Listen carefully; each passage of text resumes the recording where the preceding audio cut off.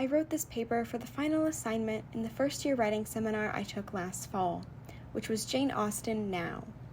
The paper started as an assignment to explore a historical phenomenon in one of Austen's novels and the resulting implications for how readers understand the novel and the historical context in which it was produced. I chose to explore a moment in Northanger Abbey in which Catherine Morland expresses a distinct frustration with conventional history texts, because this moment and this feeling is one that over 200 years later I keenly identify with. Personally, I've often been disappointed with the history text I was assigned throughout high school.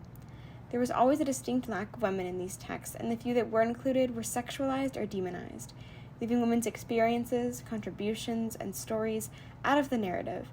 and, as a result, often out of the classroom.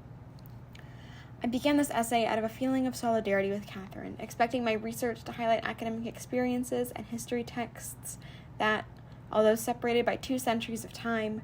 were far too similar.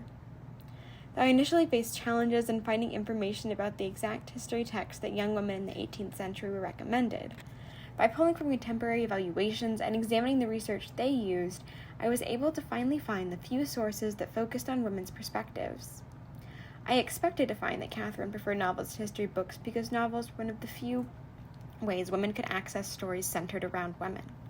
However, the content of the sources I found went beyond confirming this initial hypothesis, exposing a broader historical picture of novels in the 18th century and what they truly meant to the women who read them. These sources emphasized that novels became a way for women to have a method of documenting their own history, because, as emphasized by late 17th and early 18th century advocate for women's education Mary Astle, the conventional literary marketplace only valued the stories and history of men. Novels were a vehicle that allowed women to carve out a literary space of their own, to tell the stories of protagonists facing similar social and economic pressures while simultaneously struggling to define their identity in a patriarchal world. Through these novels, young women of the time were able to find comfort and solidarity with characters facing internal and external conflicts similar to their own. By examining the female protagonists of popular Gothic novels like The Mysteries of Udolpho and The Female Quixote, it became clear that a major part of the novel's appeal was that while social expectations surrounding marriage and the role of women were clearly present in the characters' lives, each character also had a rich identity, inner life, and personal development that went beyond their marriage prospects, providing a focus on the female development and female narrative that was not easily accessible in conventional forms of history. In this way, novels became an unsuspecting vehicle for women's history and women's stories,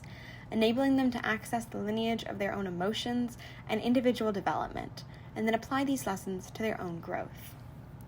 So, while the first draft began out of a kind of kinship with Catherine Morland and Austen's frustrations with conventional history texts, by the time I finished the paper,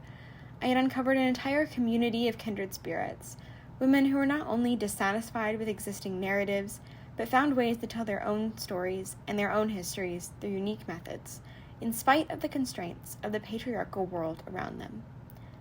I'm honored to share a part of their story with you.